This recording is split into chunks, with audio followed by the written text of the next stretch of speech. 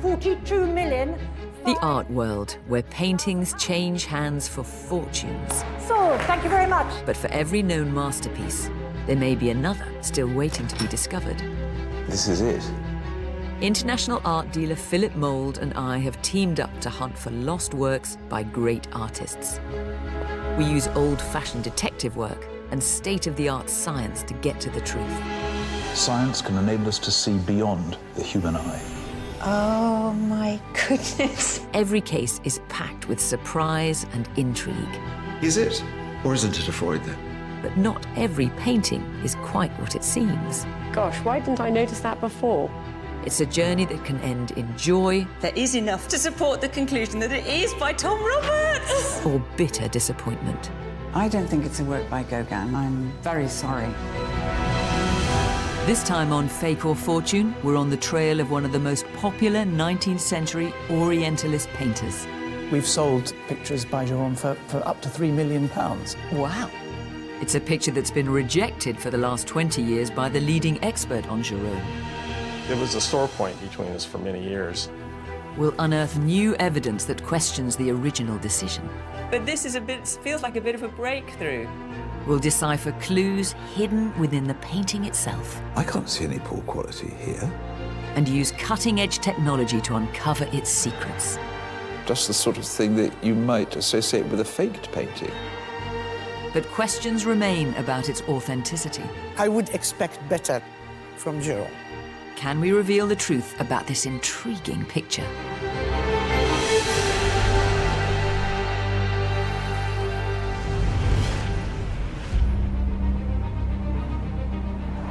Every year, we hear from thousands of people asking us to solve a mystery about their artwork.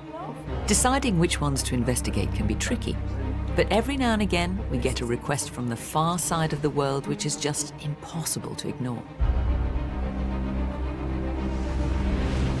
So when we received an email from Los Angeles, California, we were intrigued enough to arrange a special long-distance delivery.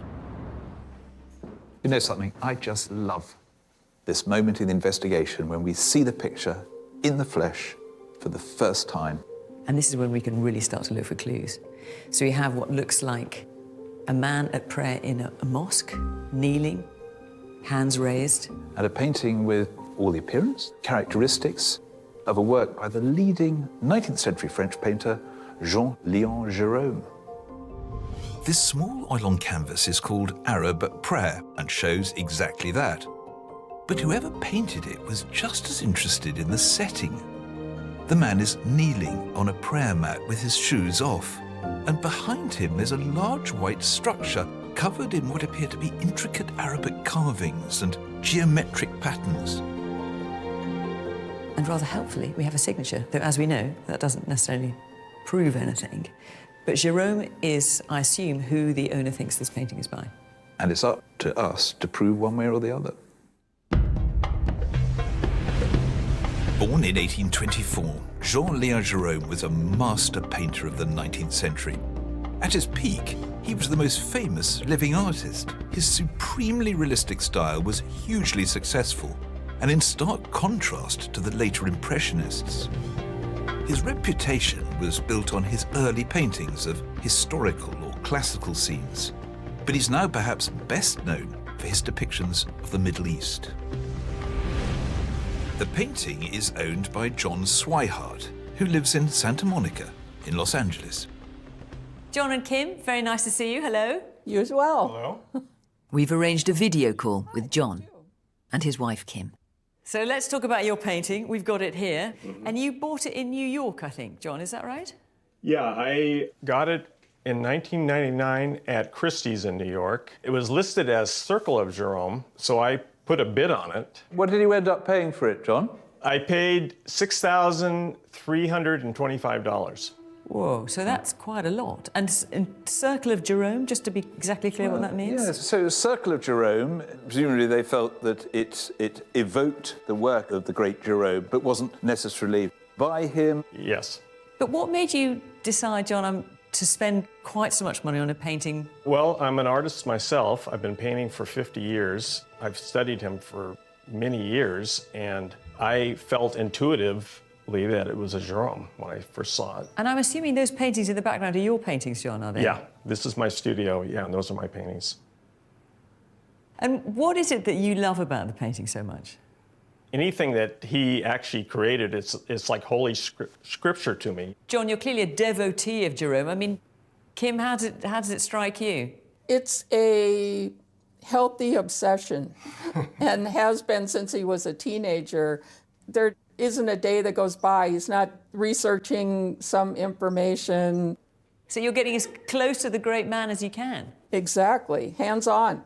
If it turns out at the end of our investigation that this is definitively not by Jerome, would John have paid a fair price? Well, then, John, I'm afraid you would have overpaid for it. For a not genuine work, it's going to be worth a little more than £1,000. Okay. However, if it is a genuine work by Jerome, it's going to be worth 100,000 or more. Whew, glad I'm sitting down. I have to say, I rather like the fact that you're both artists. I find that artists either make very good critics or very bad critics of other people's work. Would you want to have a look at the painting in a little bit more detail? And John, will you stay on the line and Yes. I'd like to talk to you a little bit more just about the provenance of the painting. And let's see if we can find out how it got to that auction house. To kick off the investigation, we need to get to know our subject better. There's nothing quite like getting up close and personal with a painting. I can see that it's definitely a work of quality. There's a lovely feeling of detail, of observation, and the colours, they're bright, sharp, crisp. And then when you look into the body of the Arab man, you see the way that the folds are done are rather exquisitely observed. And that sword, isn't that incredible, that sword? It really feels like an object done from the life, as it were. What's also evident, and you can see in the upper quarter of the picture, are drawing lines, indications that the artist is working out the composition before applying the paint. And then there's the signature. I always distrust a signature, but it is nonetheless quite a confident-looking script, and I would love to try and work out a little bit more clearly whether it could be genuine. I mean, he was an Orientalist. He responded to the market, views of the Middle East, exoticism. So this is just the sort of painting that you associate with Jerome. But if it's not by Jerome, who could have done it? A faker would certainly have had a lot to gain.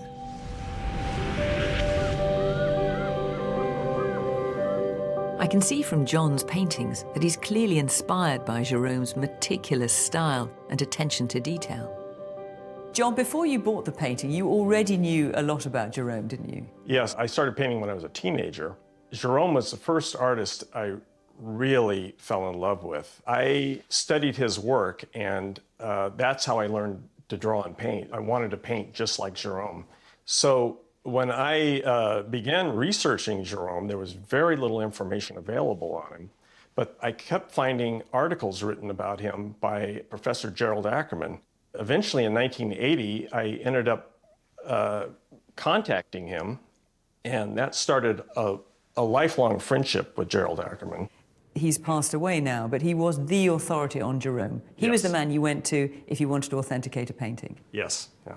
And so when you came to buy the painting that you hope is by Jerome, did you talk to Gerald Ackerman about it? No, because he was out of the country at the time, and you know, I saw it in the catalog. It looked like an early Jerome to me, so I put a bid in on it. When Jerry came back to the States, I was excited to tell him that I got this Jerome that I'm sure is a Jerome, and I didn't realize that he had been the one that had downgraded it to circle as Jerome.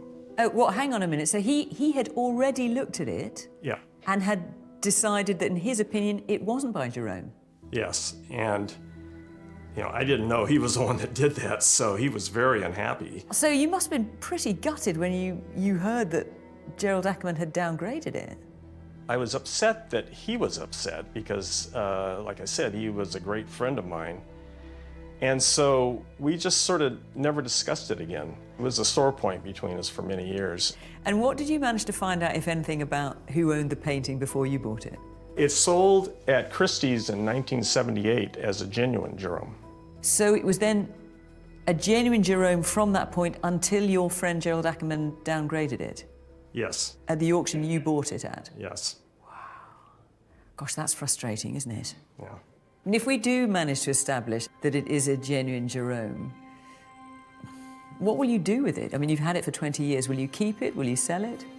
I think we would sell it because, you know, both Kim and I are self-employed, full-time artists. We'd like to have some, you know, money. Also, you know, we've had it so long, I feel like I'm ready to pass it on to somebody else to enjoy. Well, John, we'll do our best for you. And hopefully, it is by the great man Jerome. That'd be wonderful.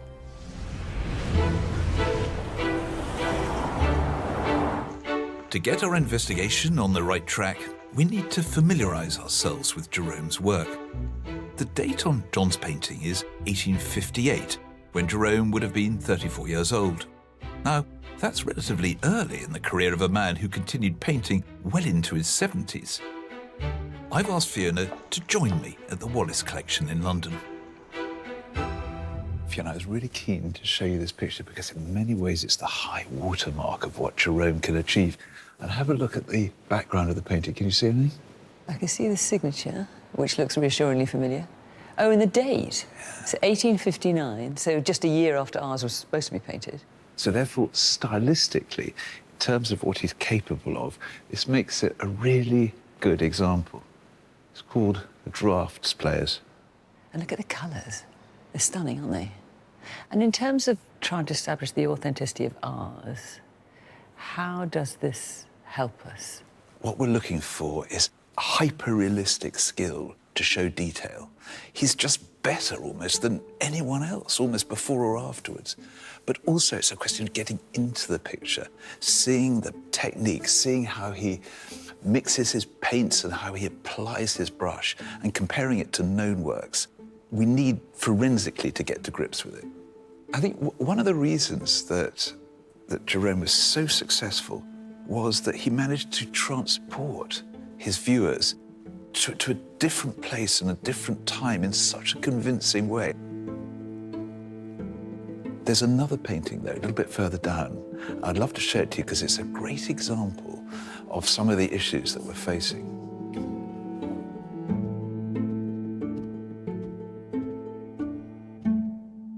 I think there's some really fascinating, but also rather worrying connections with our picture in this. Have a look at it. Well, the thing that really jumps out at you is that sumptuous, gorgeous golden robe, and painted in a way that surely is very similar to our painting.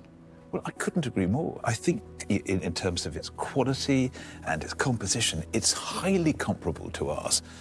But here's the rub. Look what it says on the frame. A follower of Jerome.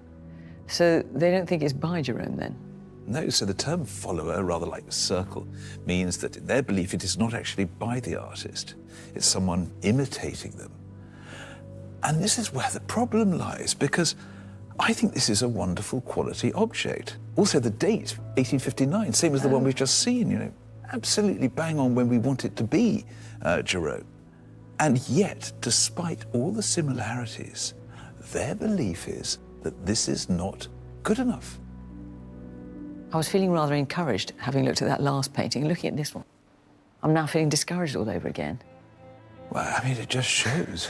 Yet again, we're in troubled and complex waters, and we've got to make sure that our picture is so good, has got all the ingredients necessary if it's going to pass the winning post.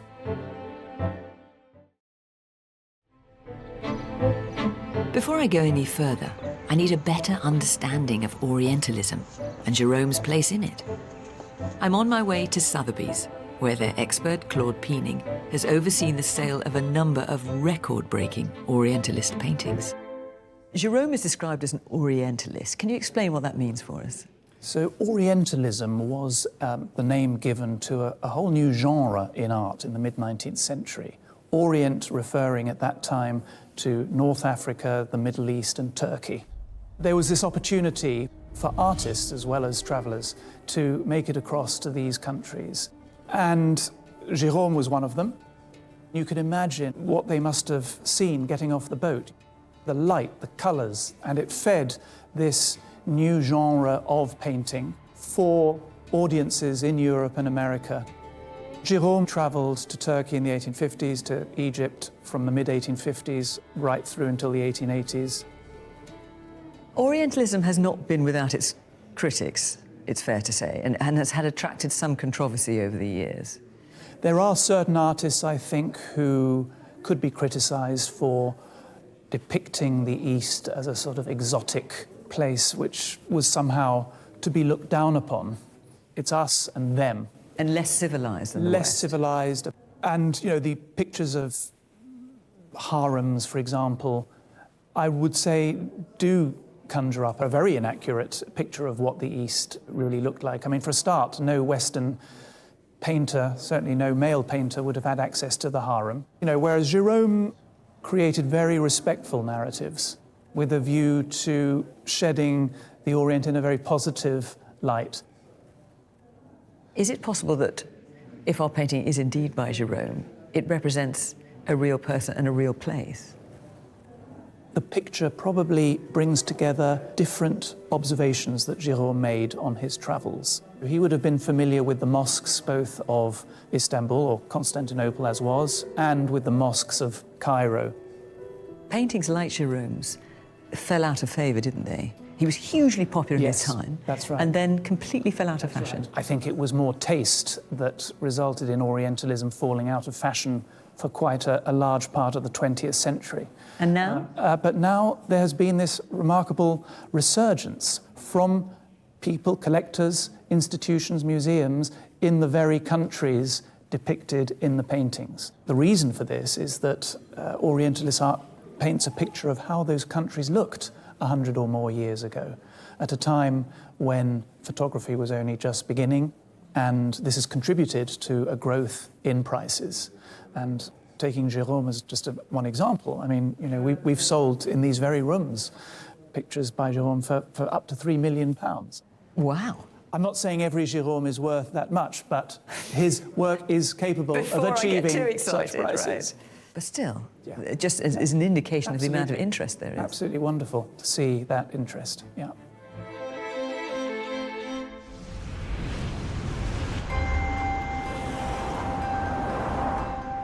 I want to see what science can tell us about John's picture. I've sent it to Aviva Bernstock, head conservator at the Courtauld Institute in London. The technology she uses, combined with her expert eye, could reveal vital clues for our investigation. So, Aviva, yet again, we're in need of your scientific eye. We have a painting which may or may not be by Jean-Léon Gérôme. Well, it's certainly a really interesting painting. It's very finely painted. Well, what we could do quickly is to look in ultraviolet light to see something of its condition. What do you think? Okay. Actually, this is rather exciting. We've never done this before on Fake or Fortune. It's a whole different way of looking at a painting. What you can see in ultraviolet light is areas that fluoresce in UV and look bright, and contrasting areas that look darker, which in this case look like they've been applied over varnish. The ultraviolet lamp is showing up another layer of activity. It's almost as if you're seeing the unseen picture, the soul of the painting. Yeah, well, it certainly looks like somebody, either the artist or perhaps a restorer, has covered up certain areas of the painting. I'm not quite sure why that was. And are there other things you might also be able to tell us about the painting? Yes, I mean, if I, for example, look in infrared or make an X-ray, I can look at the technique of painting. Well, we'd appreciate anything you can tell us. Okay. Thank you. Claude at Sotheby's says Jerome painted real places. So I want to find out if there are any clues in the composition itself to help focus our research. I've come to the Suleymaniye Mosque in East London to meet Professor Doris Berens Abousaif, one of the country's leading experts on Islamic cultural history. Doris, very nice to see you. As you know, Doris, we're looking at a painting which may or may not be by Jerome. And Jerome is an artist that you like. Yes, as an historian of Islamic art and architecture, specialized in Cairo, I have used the Orientalist painters first as a source of documentation. So let's look at the painting here. Obviously, there's a man at prayer. What about this structure behind him here? This structure is a mimbar, so it's the pulpit which is used in mosques for the sermon, the Friday sermon. So that's presumably that... Exactly, like this one. In the corner there. So it's always on the right side of the prayer niche, which we have here, which gives the Mecca orientation. And the fact that he is facing this way to worship, would he not be facing the other way? Absolutely. He is praying entirely in the wrong direction. So he's not praying towards Mecca, he's actually praying away from it. Yeah. It's not only away, but he's giving his back to the prayer niche, which is clearly a mistake. And he's put his shoes here, next to him. Normally, the good thing to do is to put the shoes such that the sole don't touch the carpet or the floor. Something is not quite correct, the way he's kneeling and the way he's holding his hand. This position of the hands is a bit unfamiliar to me. Right. Is there anything in this painting that could give us any clues as to the location? The mimbar, most likely not from Cairo. In Cairo, traditionally, the mimbars were made of wood as portable structures, like the one we see here, and most likely has to be located somewhere in Turkey. And because how can you tell? In Turkey, it is traditional to make the mimbars in marble or stone. What about the inscriptions and the decoration we're seeing on the carpet, on the minbar behind him? The inscriptions are pseudo-inscriptions, they are fantasy. Well, they're just not gibberish. Copies. Yeah, gibberish. But on the basis of this conversation, it's certainly not encouraging, Doris, because you're pointing out so many things that are just historically not right about this picture. I mean, you don't look for historical precision and exactitude when you look at Orientalist painters, but here still it is a different kind of error. I would expect better from Jerome. Which just look like mistakes, do you think? The homework was not done well. Professor Abu Saif pointed out a number of things that are culturally wrong about the picture. But the question for us is, does that necessarily mean that it's not by Jerome? Could it be that Jerome, lover of the Orient that he was, did get things wrong?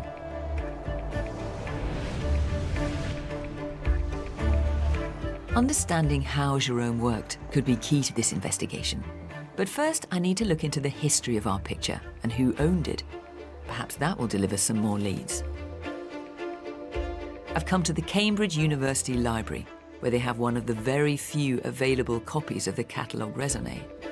The catalogue is the definitive list of all works by the artist and the starting point for any provenance research. The fact that there are so few copies in circulation shows how little Jerome is studied and what a difficult job we've got on our hands.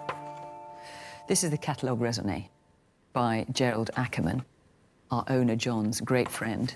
And it's in French, which I think is probably an indication of how little call there was for it in the English-speaking world. Here's John's painting, Arab at prayer, and it's described very clearly as Cercle de Jerome, so circle of Jerome, not by the man himself. And this was Gerald Ackerman's view. What's interesting about this is it has the history of the painting. So just working backwards, it mentions the sale on the 1st of November 1999 in New York, which is where John bought the painting. But then we go back further in time. We've got the sale here in London, 31st of March 1978, and it is listed as by Jean-Léon Gérôme. So 1978, unequivocally, it was thought to be by the man himself, Jerome. Then we can go further back in time, back to 1971, and there's an exhibition in New York at the Schickman Gallery called The Neglected 19th Century. And I've got the catalogue for that as well. And here we have the picture, slightly different title, Praying Arab. But again, the painting is listed as being by none other than Jerome. So what we've got is from 1971 through 1978, all the way up to 1999, John's painting is clearly, unequivocally attributed to Jerome. And that changed with Gerald Ackerman in 1999. So what we need to do is go further back than 1971. Where was this painting before this exhibition in New York at the Shipman Gallery? The commentary that goes with John's painting here in the catalogue is even more interesting. Cette peinture semble la même main, so this painting appears to be by the same hand as the painting listed above, which is number 119. That's the same painting we saw in the Wallace collection, eunuch guarding a door, described there, if you remember, as follower of Jerome. So Ackerman thinks it's by the same hand as the person who did that picture. It then goes on to say, un dessin préparatoire, which means a preparatory sketch, just as Paul, he obviously didn't think much of it, and found at the Cooper Art Gallery in Barnsley, bracket South Yorkshire, remember this was French people reading this, does not help to confirm the attribution. There's lots to pick out of that. First of all, most excitingly, it tells us there is a preparatory sketch for John's painting. What on earth it's doing in Barnsley, I've no idea. So that's a really exciting breakthrough. Less exciting is the fact that Ackerman describes it as aussi faible, so just as poor as the painting of the eunuch guarding the door. He doesn't think much of that either.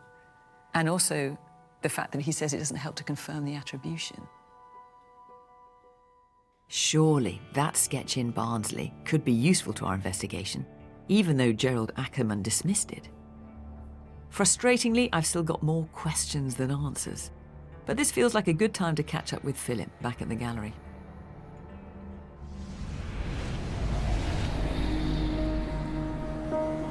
I'm really heartened by you having uncovered a reference to that sketch. And what I want to do is get down to Barnsley, have a look at it, make sure it's the real thing, it's not a copy.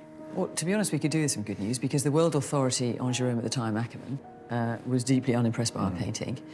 There are some, frankly, wrong cultural references in it. And then the location. Is it a real location? We just don't know. Do you know, and I've got a problem, a sort of niggling underlying problem with the anatomy. You know, just have a look at this. Look carefully at that neck. There's a detail here. This is an artist who's known for his exactitude.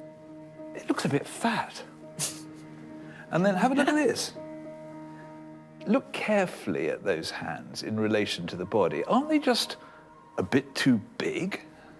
Well, I have to say, I had not noticed that, but now you've pointed out, I can't see anything but that. And you would think, yes, an artist of the quality of Jerome would get that right. So what I'm hoping is when I go to Barnsley, this drawing, if it's right, might well, I don't know, explain it. Because frankly, at this stage, our neck's on the line. See what you did there.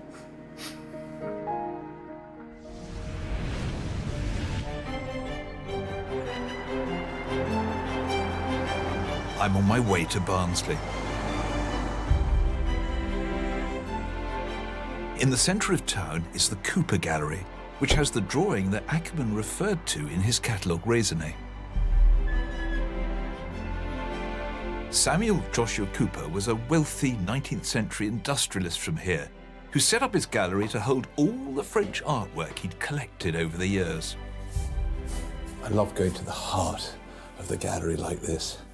The unseen pictures, so many clues and answers can be found in places like this. I think we're in Jerome country. And here is our image. This is the drawing that I'd come to see. I mean, there's no question about it. It's the same composition, isn't it? I mean, he's kneeling there, his hands are up, he's in what looks like a sort of sacred interior. The big key now to understanding our picture more and understanding this is to try and work out, could this be a copy of ours? Is it, just someone who's seen our painting or a version of it, just doing a replica? And for that, the answers lie within the drawing itself. First thing I've noticed, actually, is the positioning of the sword. If you look just above the pommel, you can see that the artist has just moved it. There's 2 or 3 different positions. You can see why, because it is so important. It cuts the picture in half. It's a semi-diagonal that takes your eye. Then there's that hand. I was a bit worried about the proportion. I've still got a little bit of that issue. Again, just the sort of indication that this is an artist working out an idea. seeking a solution. I've also just noticed the slippers in the bottom left-hand corner, which are actually compositionally quite important. They allow you to walk into the picture slightly. And they are in a different place. They're on the prayer mat and slightly pointing in a different direction. This is clearly someone who's saying, does it work? In other words, a preparatory drawing, not a copy. It surely has to be by the same hand as John's painting. The question now is whether this is an early work by Jerome when he was still finding his way as an artist, or the work of a master forger meticulously planning a deception. If so, would anyone really go to these lengths to create a forgery?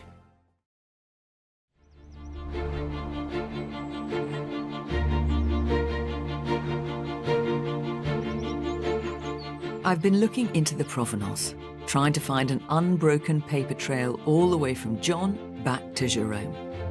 It's a notoriously hard task with any artist, let alone someone who's been in and out of popularity as much as Jerome. So up until now, we've only managed to take John's painting back to New York in 1971. How did it get there? Well, it came from a man called Henri Robert from Paris in 1970. So who was he? Well, Henri Robert is a fantastically common French name. So we looked to try and find the most likely candidates called Henri Robert that the painting could have come from. And in fact, there was one who was a Chanel parfumier, rather marvellously. So we talked to his descendants to see if it could indeed be him. And it looks like the answer is no, and it's not, rather disappointingly, that Henri Robert. And as for the others, well, we've hit a dead end. It doesn't look like we can take John's painting any further back than this mysterious Monsieur Robert in 1970. So the only other way to approach it then is to do it from the other end and start from Jerome and work forwards and see if we can get to John that way. Now, Jerome had a very close connection with the art dealer Goupil through marriage, and he sold his paintings almost exclusively through Goupil. So we looked through Goupil's ledgers. Frustratingly, there is no reference in Goupil's ledgers to a painting called An Arab at Prayer. Cannot find it anywhere. But there is a reference to a painting called A Turk at Prayer, Un Turc en Prière. Here it is. Now, when it comes to John's paintings, we know now that it could be an Arab man at prayer. It could also be a Turkish man at prayer. So is this Un Turc en Prière, in fact, John's painting?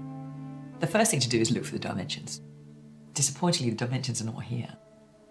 What we have got, though, is the price that Goupil bought it for in 1861, which was 1,000 francs. It then sold on for 5,000 francs, and then 4,500 francs to another art dealer called Gombard in 1863. And after 1863, it just seems to disappear into thin air. There is no record of it. It's just vanished. So where is it? This is as far as I've been able to get. This mysterious A Turk at Prayer in 1863, and then John's painting surfacing in 1970 in Paris before it goes off to New York. That's about a 100-year gap in the Provenance, which is not good. Could it be what was originally called A Turk at Prayer and is now known as an Arab at Prayer? It's a very tantalising prospect, but I can't quite prove it.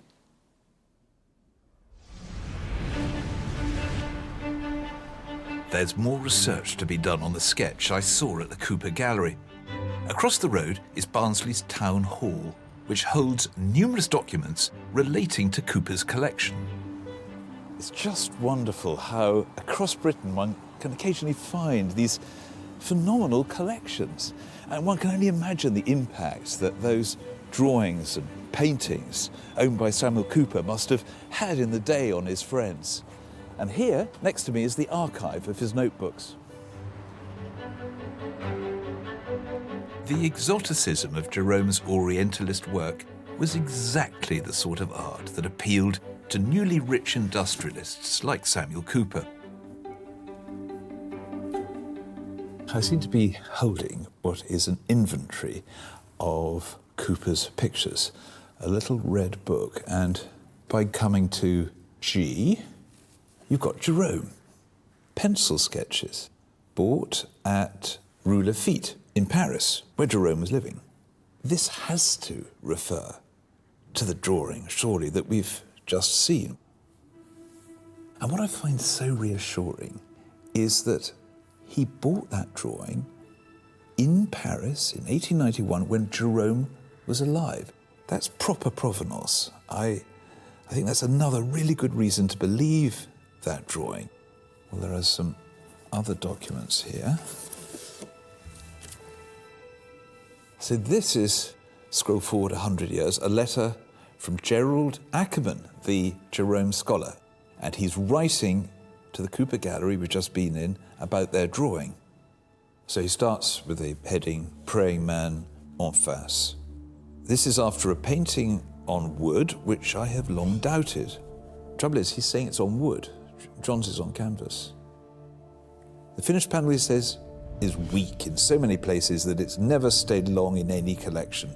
I think that's just a rather unkind way of saying that it doesn't stand up. I'm enclosing a small photo for you. Let's have a look. Yes, very clearly the same composition. And I think you'll see how weak it is, referring to the photograph, in the chin, in the drapery that puckers instead of falling with its own weight. This is strong stuff. He's not giving this picture a chance. In fact, I'm sure it is by the same forger who did the eunuch guarding a door, signed Jerome, in the Wallace collection. That was the picture that we saw.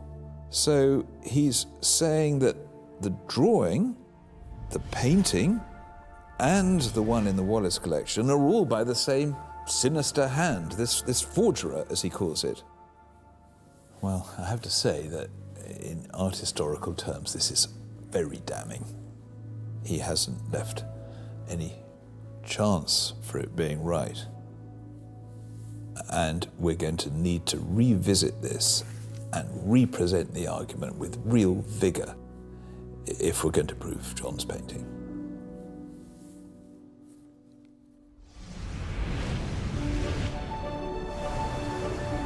When Jerome wasn't travelling, he lived and worked in Paris. The archives there might hold a record of the places he visited and painted, and maybe even a clue to our painting. Papers relating to his life are held at the Bibliothèque Nationale de France. So we asked for the help of a researcher in Paris who sent me a copy of his diaries. I've got one of a limited number of copies here, and this is Jerome talking about his time in Egypt in 1856. I'll just translate it as I go along. So, départ pour l'Égypte. So, departure for Egypt. My short stay in Constantinople whetted my appetite, and the Orient is the most frequent of my dreams. We come to Cairo, where we stay for 4 months in one of the houses of Solomon Pasha, who was an official. Lots of paintings, beaucoup de tableaux, more or less successful, more or less to the taste of the public, were made à la suite de ce séjour, after this stay by the banks of the father of rivers, so that's the Nile. So the key thing about this is it puts Jerome in Cairo in 1856, and he talks about paintings that he did after his stay in Cairo, presumably on his return to Paris. And you think about John's painting, his painting was painted in 1858, so the timing is perfect for Jerome coming back from Egypt, setting up in his studio attic in Paris and painting. Was this one of those paintings? And what about the mosque? Did Jerome visit a mosque in Cairo that looks like the one in John's painting? That's what we need to find out. Still, so many questions. Time to regroup with Philip. We've hit a dead end with the Provenance, I'm afraid. I can take the painting back to 1970, but I cannot firm up this 1863 Goupil Provenance. So that's a 100-year gap. So what have you got? So I've been doing some of my own research, but this time concentrating on the clothes. This is a model in Jerome's studio, and we know that he took intense trouble to make sure that he got the clothes right, even importing them from the Middle East. Look at that soldier there, and here we have, in his studio, a photograph of a model wearing original clothes. Now, I want you to have a look at, in particular, the sword. Oh, yes. Clearly looks identical, doesn't it, to the one in our painting? I mean, it has to be, doesn't it? Actually, look at the face of the model. Does that strike you as familiar? I mean, I'm wondering if it is the same person that's in our painting. I mean, the tash is a bit different. It doesn't stick out quite as much. But the profile, the nose? I would agree. Also, the strong bridge above the eyes. He's got the clothes and the model, and if it is by Jerome, he's done the painting back at his studio in Paris with that model. What we do know is that Jerome was in Cairo at about the right time for our painting, and he liked to paint real locations. So I wonder if that can help us. Actually, it's funny you should say that, because do you think that this could be one and the same place, this temple interior? The minbar, I mean, there's definite similarities there, aren't there? And that is a mosque in Cairo? It is. Well, in that case, we need to pursue that, don't we? We need to find someone in Cairo who can help us find that minbar. At last, it feels like we're onto something. But first I need to catch up with Aviva at the Courtauld Institute to see what she has found. Hello, Aviva. Hello. Have we found anything idiosyncratic, anything that might set the technique apart from others? I have done a technical analysis which involves some technical imaging, so starting off with an X-ray. But what's really interesting about the X-ray to me is that the raised hand, the left hand of the figure, the background has been drawn very precisely around it. Now, it's a very small scale. It's a very meticulous technique using tiny brushes, which is, extremely detailed way of painting. It could be quite characteristic. Are you saying then the artist has come back with a brush, having painted the hand, and painted around it in order to, give it greater definition? Exactly that. And that's reinforced by looking at an infrared image, which I can show you. So this infrared image is quite amazing because it shows you very detailed underdrawing of the composition. So not only is the figure drawn in great detail, but also all the architectural elements and all the decorative elements in the composition are drawn in underneath a very thin paint layer. But it's as if he's left nothing to chance. Every aspect of the painting has been decided beforehand. Absolutely. Now, what about this worrying thing that I haven't been able to get out of my head, and that is the fluorescing overpaint, the suggestion that someone might have done something or added a layer to this picture? Well, here's the UV image that we saw earlier. You can see the contrast between the dark areas of paint that have been added over the varnish. But since I saw you last, I've been able to take a detail of the signature, which you can see very clearly in the ultraviolet here, which has also been added over the top of the varnish. So now we've got to add the thought that the signature, and not just other areas of the picture, have been added, which is presumably, in my experience, just the sort of thing that you might associate with a faked painting, where the signature has deliberately been put on at a later date to take people in. A later signature over the varnish is to me a big red flag. You see it often used to deceive buyers, but rarely on genuine works. Does this now point to John's painting being a fake? Or can we prove it with something that Jerome himself did? I need to get a deeper understanding of Jerome's distinctive traits. Are there patterns or quirks in John's picture that can be seen in other Jerome paintings? Back home in Oxfordshire, I've arranged a video call with Jerome scholar Gulru Chakmak. It's lovely to have your expertise on the programme, so... Gulru is one of a new generation of Jerome scholars. She studied his technique in detail and has written extensively on his work. She's based at Amherst, near Boston, on the east coast of America. So why don't we kick off and start talking about the picture then? So let's look at the background. This thinly painted red background in the upper right is referred to in the academic parlance of the period as the ébauche. The ébauche. The underpainting later that would be painted on top of the primed canvas. And such thinly painted surfaces occur in Jerome's paintings from the late 1850s onwards. It seems to me quite an unusual thing for an artist to leave an area, well, it looks unfinished, doesn't it? The conclusion that I reach is that the artist wants to remind us that this is an artifact that comes out of the hand of the artist, the world as filtered through the imagination of the artist. So this area is his sort of way of saying, I'm here, I'm an artist, don't forget. Absolutely, yes. What about other aspects of the picture? Is there anything you think it's trying to tell you in relation to what might be a Jerome? Yeah, the subject matter. He exhibited a painting in Paris at the Salon of 1857. Its title we translate to English as Prayer in the House of an Arnaut Chief. And in that painting, he shows a row of various ethnic types that belong to a militia. The figure in your painting seems to belong to that, the entourage of the chief. No, actually, Guru, that is really fascinating. So I'm looking at it now. So the central figure has got the same bone structure. Yeah, absolutely, yes. It may even be based on the same model, perhaps. There is another figure, the red-haired figure wearing a yellow costume to the left of the central figure, and he seems to be wearing the same robe as the figure in your painting. I can't help noticing the slippers in the foreground. We've got a rather similar pair to some of those that I can see. These slippers appear again and again in Jerome's other Orientalist paintings later on in the 1870s. Whenever you see a mosque scene, you always see these slippers.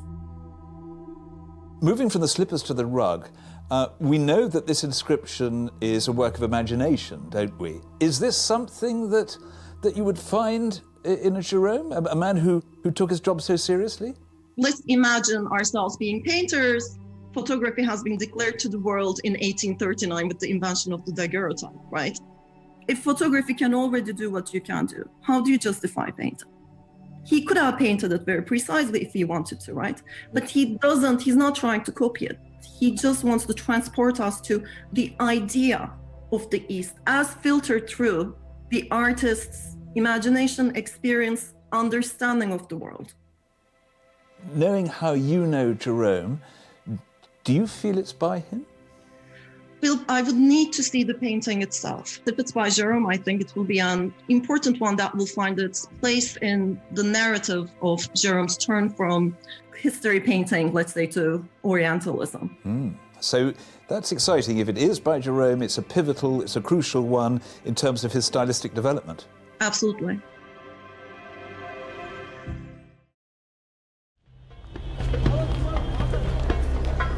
Even though Professor Abu Saif thought the stone minbar in John's painting suggested Istanbul, our investigation has shown that Cairo could still be the location of the mosque. Cairo is such a fascinating place. It made a big impact on me when we visited for one of the first Fakor fortunes, as it did on Jerome when he was there in 1856. Hi, Dina. Very nice to see you in Cairo. Dina Bakoum is a specialist in cultural heritage conservation in Cairo, and she's been in touch with some news. So we sent you our picture to see if you could identify this rather mysterious minbar that our man is praying in front of. I wonder what you found. The minute you sent the picture, I actually knew right away that this is a minbar commissioned in Cairo by a sultan named Qaybay in the 15th century. Have you been able to go to the mosque, Dina? Yes, and I've sent you also some images of the minbar. So what is it that struck you particularly then? That it's a stone minbar, the composition, but the most striking element is the engaged column that you see on the right-hand side of the painting with this very intricate geometric design. It's exactly the one that you see in the picture that we have sent you. This cannot be a coincidence. It is the same minbar. That's so encouraging that you took one look at our painting and thought, I know that minbar, I know it exists, and that column is unique. What about the panel up the side? If you look at the balustrade, you see that he placed some inscription, which actually doesn't exist in the original minbar, but there is another painting, a genuine Jerome, young Greeks in the mosque. Yes, I've got it here, yeah.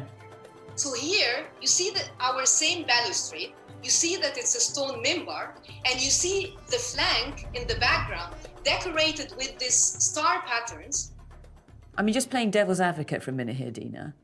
We know in the genuine Jerome that everything about the minbar is fully decorated, and in ours it is not.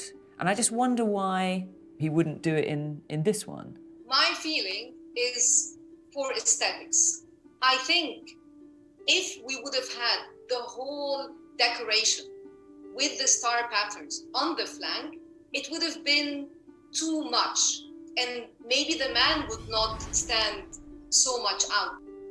I wonder if he could have drawn it based on photographs, because the Jerome sometimes did that. Yeah. But I do have the feeling that he must have been in the mosque. The area where this mosque is, the Northern Cemetery, was a very visited mosque with lots of appeal to all the travelers, the artists, the photographers.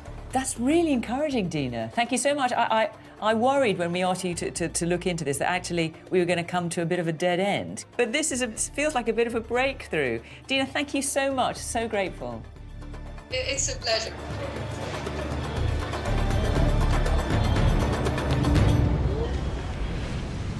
I've had news from Aviva. She's done a technical comparison between John's painting and the genuine work by Jerome. She's come to the gallery with her findings. OK, Aviva, break it to us. Is it good news or bad news? I've had a chance to look at the Wallace collection drafts players and made some interesting comparisons. So a known, accepted, documented work by Jerome. Absolutely. And what's really fascinating, and this is a UV photo of the drafts players, is that, again, we see the signature applied on top of a varnish.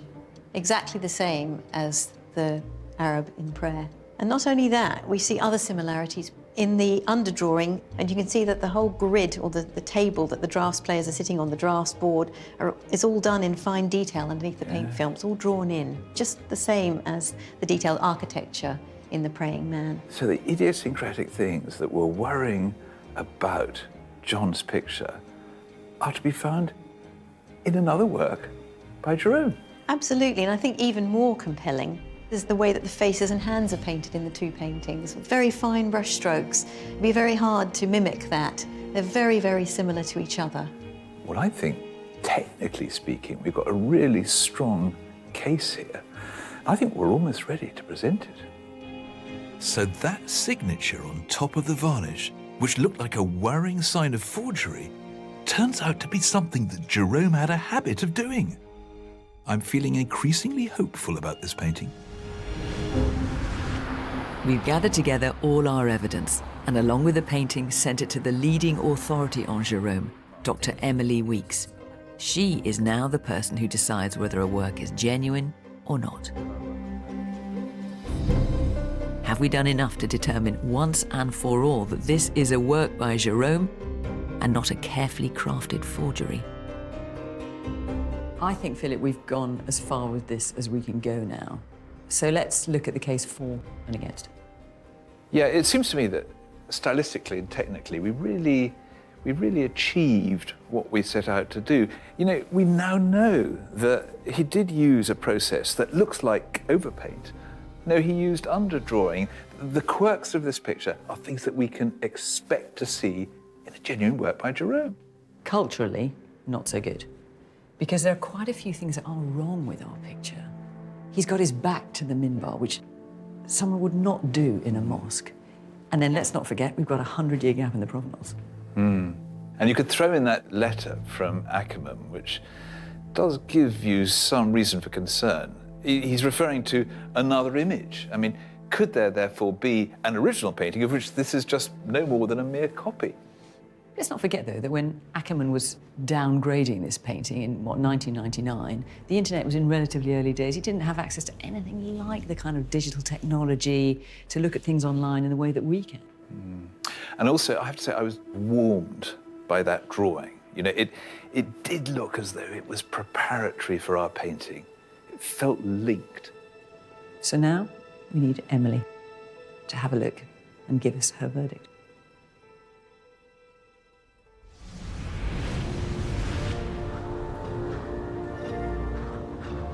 After 3 nail-biting weeks, Emily's judgment arrives.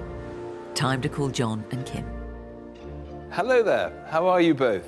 Doing great. Yeah, we're good. A little nervous. So we've sent you your painting back. You've got it there. I think for this moment, we should probably have it out on the easel. Do you want to unwrap it? Okay. There he is. There it is. So how does it feel to have him back in pride of place? Depends on what the results are. Well, first of all, let's just remind ourselves why you fell in love with it in the first place. I've had this painting for over 20 years and have always felt that it was a Jerome, but now that I'm going to actually find out, I'm pretty nervous about it, I gotta admit. Wouldn't it be wonderful to be able to add another picture to the corpus of works by this artist who I've really got to admire? If it isn't by Jerome, I'm going to spend the rest of my life being teased by a lot of my friends, I can tell you that. So I have here... I know. Okay, I'm going to open it. Are you ready? Yes. Yes. Dear Fake or Fortune, I have received the painting presently known as At Prayer, thought to be by the 19th century French artist Jean-Léon Gérôme, and the dossier of research notes compiled by your team. As you know, these notes alone are not sufficient to determine the authenticity of this work, as they leave many questions outstanding and raise issues that warrant further investigation. Having examined the work firsthand, however, I am left with no doubt that this painting is indeed an early work by Jerome, and I will be including it in my revision of the artist's catalogue raisonné as such. Congratulations, she says. Wow. Well, that to me, in art world terms, sounds like a resounding yes. I feel vindicated. And I think there are lessons to be learned from your picture, from studying it, that might well apply to other pictures out there that could be by Jerome, but possibly for whatever reason, because of history, haven't. And in terms of value, it's going to be worth £100,000, probably more. Just reading on in the letter, Emily goes on to say, I look forward to emphasising the insights it provides into the artist's evolution from a painter of neo-Greek and classical scenes to arguably the most influential and important Orientalist painter of the 19th century. I mean, it's a fantastic letter. So how do you feel looking at it now? Yeah, it looks... He's saying, thank God. It looks like a masterpiece now. It's amazing to finally know that it's actually a Jerome. So thank you guys for this. Absolutely. Well, we've loved working on it, haven't we? Oh, we couldn't be more thrilled. We really couldn't for you both. It's just wonderful. Yeah.